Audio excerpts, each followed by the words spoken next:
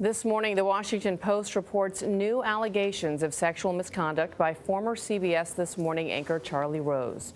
CBS News fired Rose in November after 8 women connected with his PBS program claimed that he had groped them, exposed himself, or spoke to them inappropriately. Jericka Duncan is here with the new allegations that, according to the newspaper, show a much wider pattern of harassment. Jericka, good morning. Good morning. The Post reports 27 women, including 14 CBS News employees, said Rose sexually harassed them over a more than 30-year period.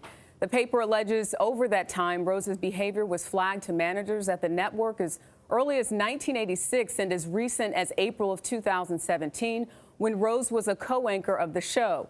And one example, when Rose worked for 60 Minutes in 2013, an employee says he grabbed her buttocks as he walked down the office hallway.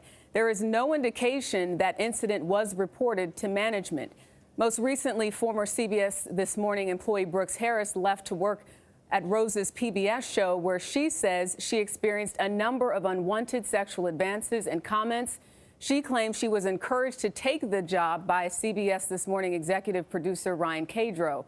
The Post says Cadro's former assistant allegedly reported concerns to Cadro about Rose's behavior toward Harris. Cadro denied being warned about inappropriate behavior by Rose to Harris and says he did not encourage her to take the job with Rose.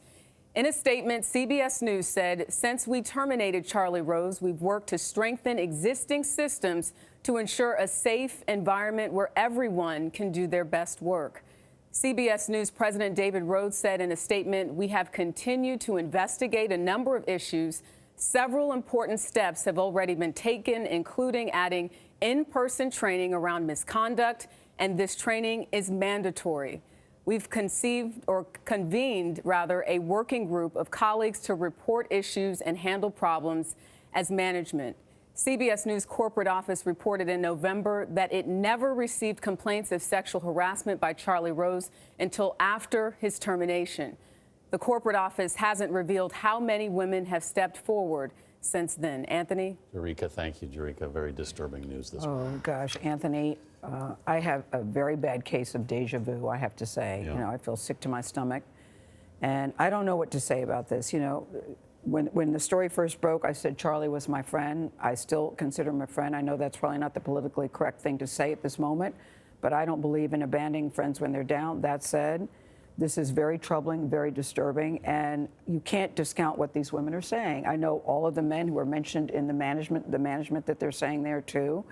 I have great respect for them. And this is what I know. I don't know what more we can do to Charlie Rose except a public flogging. He's gone. He's not coming back to CBS News.